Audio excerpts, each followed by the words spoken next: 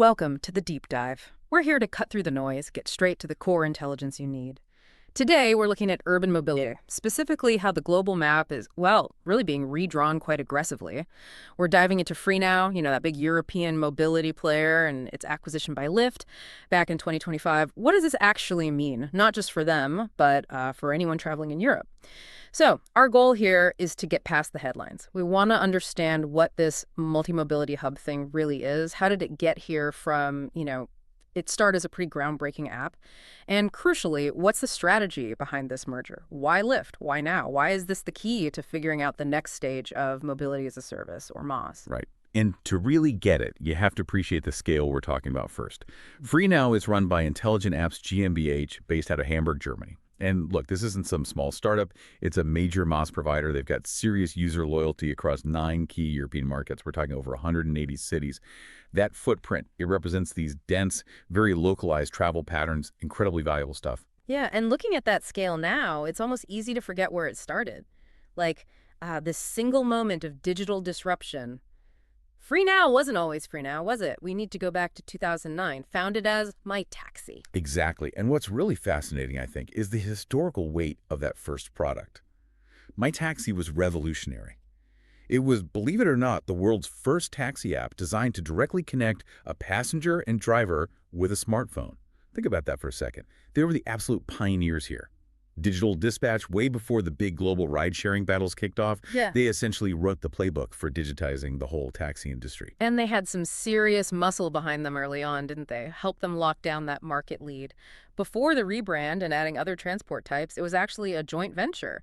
Daimler and BMW, two massive German car companies, fierce rivals usually. Why did they team up on this? Just to fight off Silicon Valley? Well, yeah, largely. It was a competitive defense move, pure and simple. They saw the future wasn't just selling cars. It was about controlling the software, the interface that decides how people move. Daimler and BMW, they realized that against the sheer scale and, frankly, the cash reserves of the big global tech firms, they needed a united front, a localized digital one. And that partnership gave My Taxi and then FreeNow, the solid foundation, the financial backing to really compete and grow across Europe. Okay, but that alliance eventually ended 2025. The really critical shift. Lyft buys Intelligent Apps GmbH. This wasn't just changing the name on the door, right? It feels like it was about taking FreeNow's deep European know-how, its infrastructure, and sort of stitching it into Lyft's global network. The idea being, I suppose, seamless travel for users across both platforms. Precisely.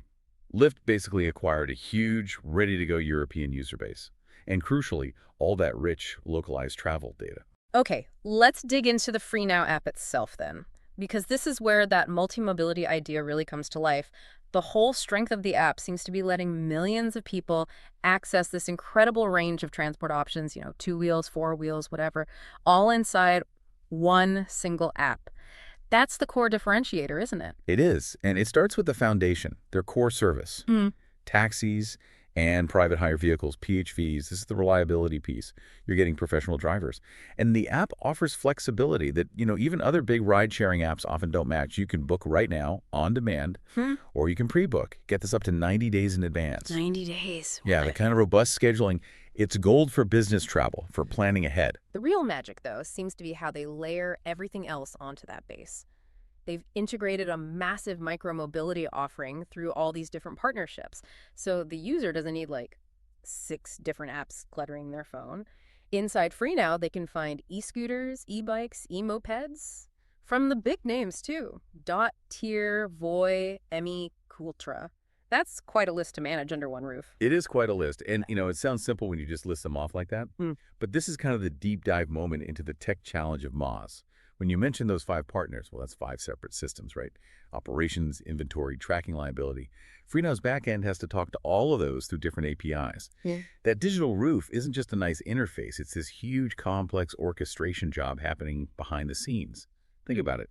If a Dot scooter runs out of battery, FreeNow needs to know instantly, pull it from the map, but still let the user maybe grab a Tier bike nearby using the same payment method, seamlessly. That integration friction, that's the quiet killer for many MaaS attempts. FreeNow seems to have cracked it. That definitely puts the convenience factor into a different light. It's not just, oh, look, a scooter. But they don't stop at scooters and taxis. They bring in heavier stuff too, right? Longer-term options.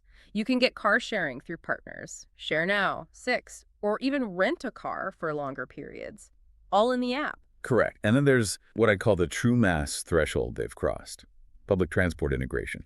In some cities, not all, but some key ones, users can actually buy their bus or train tickets right through the FreeNow app, which actually raises an interesting point about their business model. Wait, hold on. Selling bus tickets, doesn't that directly compete with their own taxi and PHV business? That's where the higher margins are, surely. Is that really about the user, or is it maybe just ticking a regulatory box but dressing it up as a feature? It's probably a bit of both. But strategically, I think it's quite clever. Okay, yes, selling a cheap bus ticket doesn't bring in much direct revenue. Minimal. But it does two key things. First, it keeps the user locked into the FreeNow world for their whole journey, start to finish. Second, Moz platforms live and die by frequency of use. How often do people open the app? If you can get someone opening FreeNow 5 times a week just to check bus times or buy a ticket, you've got a much better shot at converting them to a taxi or scooter when they're running late, or carrying bags, or whatever. It's about capturing the very beginning of that journey decision, even the low revenue parts. Ah, I see. So the goal is making the app indispensable. Total dependence on that one interface. Makes sense. Okay, let's switch gears slightly. User experience. Because the whole point of knitting all this together is convenience, right? Especially paying for it all. FreeNow handles secure, cashless payments all the standard ways. Cards, Google Pay, Apple Pay, PayPal. Yeah, and think about what that enables for the user. Picture this. You hop out of a taxi, maybe a higher margin ride for them, and literally 30 seconds later, you see a Tier e-scooter. Perfect for the last little bit of your trip. You grab it. The payment just flows. Instantly. Between those two completely different companies. Uses your saved Apple Pay details. You didn't have to re-enter anything, didn't touch your wallet. That kind of single sign-on mobility, that's the real tangible benefit for the user. Smooth. But that level of integration, handling payments across so many different vendors, it must demand serious security, right? If they're the main gate for all these transactions, trust has to be absolute. Oh, absolutely. Non-negotiable. And that's why they emphasize the safety features. Things like real-time tracking of your ride, obviously. Strict driver vetting for the taxi and PhD side.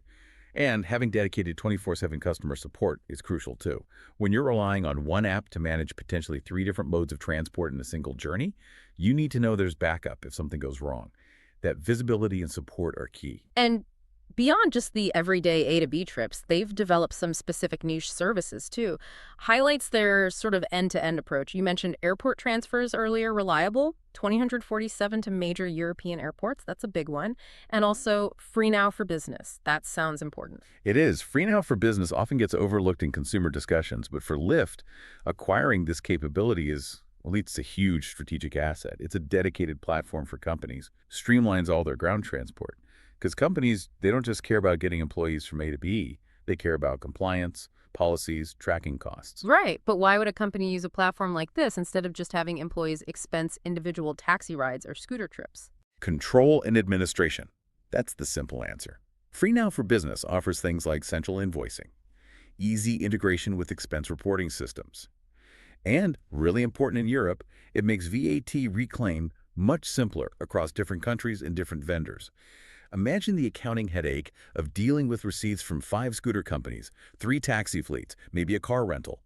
FreeNow gives them one dashboard, one compliance layer. That's why companies will pay a premium for it. It slashes the admin burden. Okay, got it. Foundation, tech challenges, the business side. Let's pull back now. Connect this to the bigger global strategy. That Lyft acquisition in 2025. What does it really signal for the future competitive landscape in mobility? Well, connecting to the bigger picture, the main value FreeNow offered Lyft wasn't just the users, though that's significant. It was the data. FreeNow gives Lyft this incredibly dense, detailed, multimodal map of how people actually move in European cities. That's something a US-based company would find almost impossible to build from scratch, because of all the localization needed, the different regulations. So is it fair to say Lyft didn't just buy an app and a team? They essentially bought a map, a critical data map for their AI logistics and planning models. Largely, yes. The data is a massive strategic asset, gives them a critical edge. But, this is a big but, the integration is super challenging. Lyft now has to wrestle with major differences in regulations. Think European data privacy, GDPR, versus how things are often done in the US. Getting the tech platforms harmonized, ensuring the user experience feels consistent while sticking to completely different sets of rules. That's the real test for the acquisition team. It's like a logistical battle fought by lawyers and engineers. Okay, so wrapping this up for our listeners, what does this all mean for you trying to grasp how mobility is changing, like right now? It feels like the era of having dozens of different transport apps is maybe ending. I think so, yeah. The trend is towards consolidation. This integration of everything from grabbing a cheap scooter on impulse to booking a professional taxi 3 months out, it shows Moss is growing up. It's becoming a genuinely practical, unified tool for the user. It's directly attacking that feeling of being overwhelmed by options.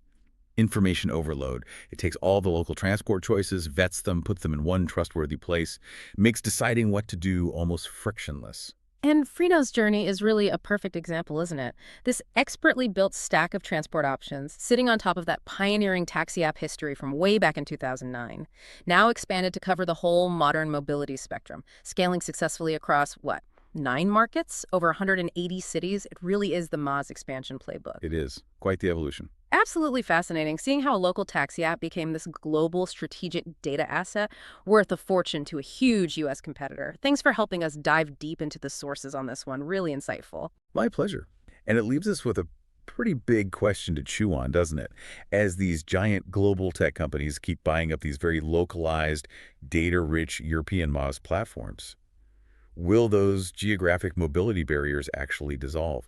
Will finding and booking transport eventually feel exactly the same whether you're trying to get across Hamburg or planning a trip to the airport in Lisbon? Something to think about. That is a great question to end on. If the payment flows seamlessly across borders, maybe the border itself starts to blur for the traveler. Lots to consider. Until next time, keep exploring and stay curious.